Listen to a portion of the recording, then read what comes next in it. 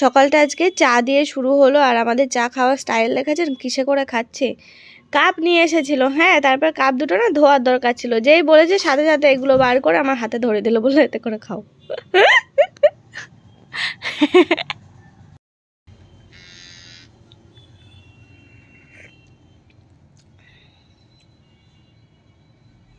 এখন কি করছো? খেয়ে নাও, চুলগুলো কাটার দরকার। আজকে সকালে খাওয়া দাওয়া চলে এসেছে বেশ অনেকক্ষণ আগে, মা দিয়ে গেল আর বলে গেল আজকে বাড়িতে মানুষজন আসবে, তো তার জন্য মানে মা বলে গেল আর কি মানুষজন আসবে। তা আমার ঘরটার যে অবস্থা হয়ে রয়েছে দেখেই তো কেমন লাগছে, ভাবছি যে একটু পরিষ্কার করব। অর্পণ তো বেরিয়ে গেছে, ওকে দিয়ে পরিষ্কার করালে মনের মতো হয় না, আর মনে হয় যে না আমি হাত লাগাই এরকম আর কি। ও যেমন তেমন যেখানকার জিনিস একটু সরিয়ে সরিয়ে এরকম এরকম করে করে রেখে দেবে, আর কিচ্ছু না।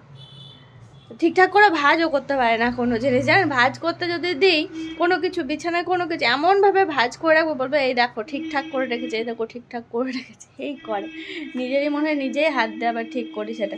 তো এখন ভাত খেয়ে নেবো, সকালের খাওয়া দাওয়া, আর তারপরে আস্তে করে মানে হালকা করে এগুলো একটু পরিষ্কার করে ফেলবো। ও ফোন এসেছে একটা, ঠিক আছে ফোনটা একটু রিসিভ করে একটু কথা বলে, অনেকদিন হলো কথা বলা হয়নি, কথা বলেনি, তারপরে আবার আপনাদের সামনে আসে। আর এই যে আজকে ভাতে আছে মনে হচ্ছে মটর ডাল হবে হয়তো, কি ডাল বুঝতে পারছি না, ডিম সিদ্ধ, আলু সিদ্ধ, আর এটাও আমি ঠিক বুঝতে পারছি না কি একটা তরকারি। তো যাই হোক, ওই যে ঘি আছে, যদি ঘি লাগে তো খেয়ে নেবো। ঠিক আছে, খেয়ে নিই।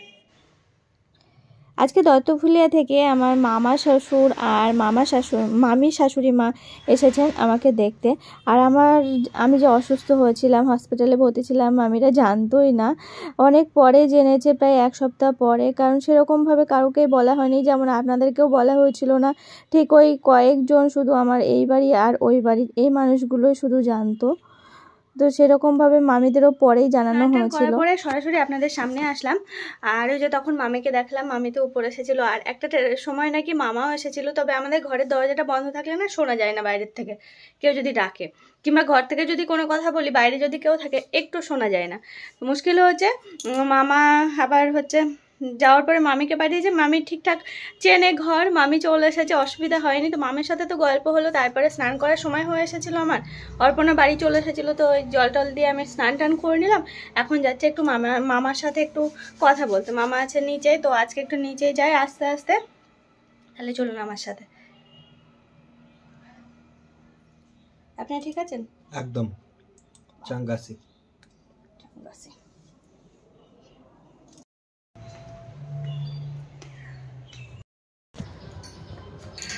যতই বলুন যে বেঙ্গালোরটা আইলে কেন, কিন্তু আমি তো জানি যে আমার যা হয় আমি দেশে যাই হোক, আর বেঙ্গালোর যদি আমার কিছু হয় আমার লাশ বাড়ি যাবে না।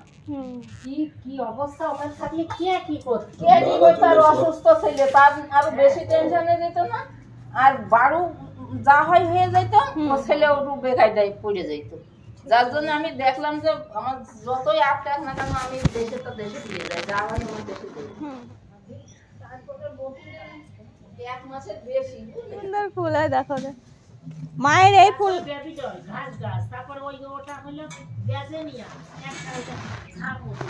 হ্যাঁ, ওই লাগাইছি লাস্টে আমি।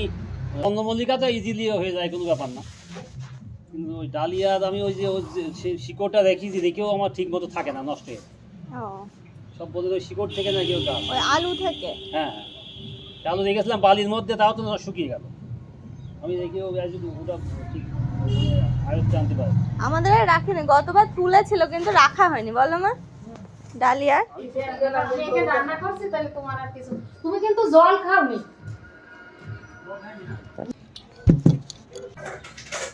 তোমরা খাও দাও, খাও কিন্তু কাজ মাছ করো সাজে, আমি চললাম আস্তে আস্তে কাজ করে আসো।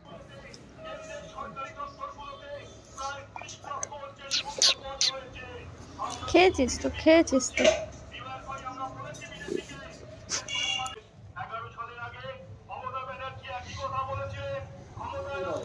প্রত্যেকদিন খেয়াল রাখবে যে ওই বাড়ি নিমন্ত্রণ না, যাতে বুঝে বাড়ি পেয়েছে। আচ্ছা আচ্ছা, খুব পাংশল।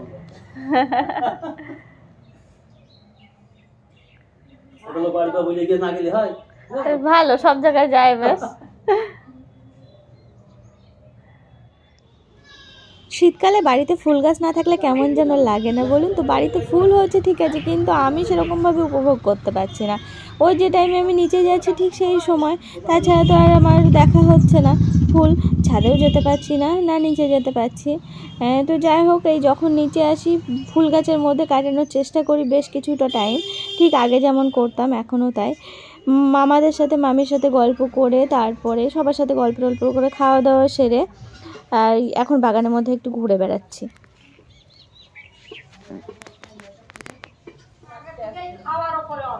বলছি সেই লোক আসে কেউ কোন বাড়িতে বেঁধে লোক কেউ, কিন্তু ও তো আসবে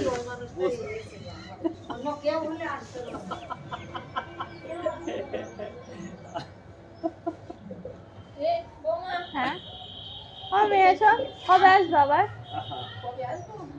মামা জানে না না, আমার জানা লাগবে না, আমি বলে দিচ্ছি যে আবার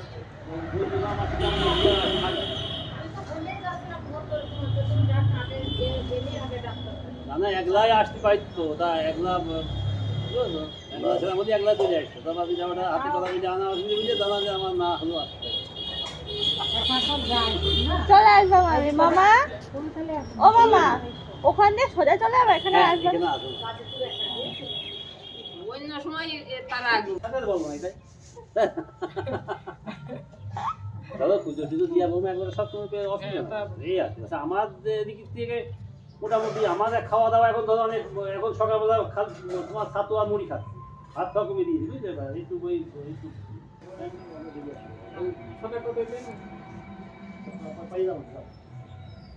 ও মা আসছি। আচ্ছা ফ্যান জল, তোমার আমি ভাবছি ফ্যান জল। পায়েস করেছে, পায়েস।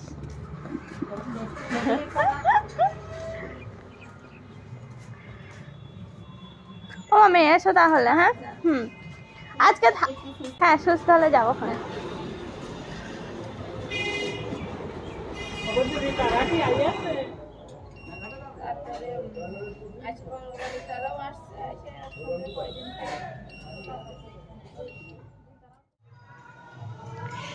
সেই স্নান টান করে সেই নিচে গেছিলাম, দেখলেন তো মামিরা চলে যাওয়ার পরে সামনের বাড়ি ঠাকুমা এসেছিলো, গল্প করতে করতে অনেকক্ষণ কাটালাম। তো ওই ঠাকুমা বলে গেল এটা খাবা ওটা খাবা, তাড়াতাড়ি ব্যথা কমে যাবে। তো সেই সব গল্প করতে করতে এই যে এখন উপরে আসলাম, প্রায় সন্ধ্যা লাগবো। তো আজকে স্নান করার পর থেকে সময়টা বেশ ভালোই কাটলো। এখন আস্তে আস্তে ঘরে আসলাম, একটু রেস্ট নেব। অর্পণবাবু আছেন হয়তো ঘরে। খেয়েছে? হ্যাঁ না, আবার নিয়ে আসলাম খাবার।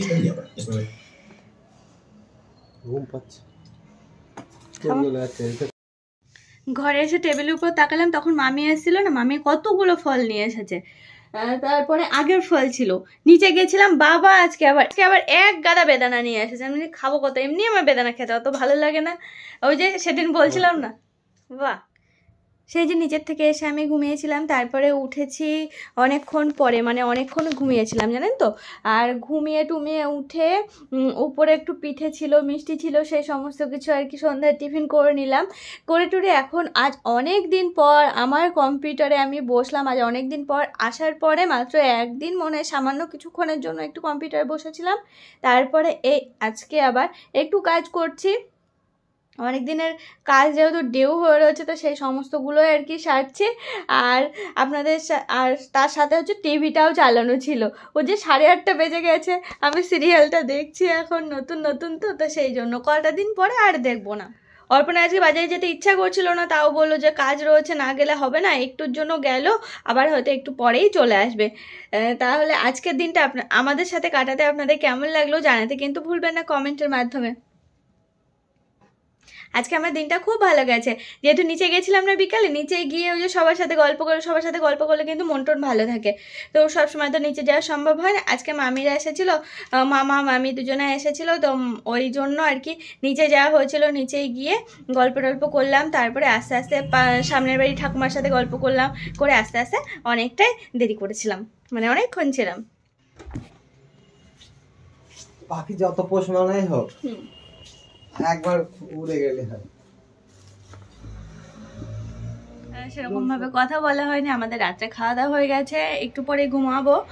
তো ঘুমানোর আগে ভাবলাম ব্লগটা শেষই করে দিই, এক্ষুনি ঘুমাবো। চুলটুলগুলো বাঁধতে হবে, যেরকমভাবে উল্টে রয়েছে সেরকমভাবেই রয়েছে আর কি, এখানে একটা ক্লিপ মারা রয়েছে। তো যাই হোক, আজকের ব্লগটা আমি এই পর্যন্ত রাখছি। আশা করি আপনাদের ভালো লেগেছে। ভালো লেগে থাকলে আমাদের চ্যানেলটিকে অবশ্যই করে কিন্তু একটু সাবস্ক্রাইব করে দেবেন, তার সাথে সাথে লাইক, কমেন্ট এবং প্রচুর প্রচুর শেয়ারও করে দেবেন। তাহলে আজকের মতো শুভরাত্রি জানাই, আর সকলকে জানাই নমস্কার।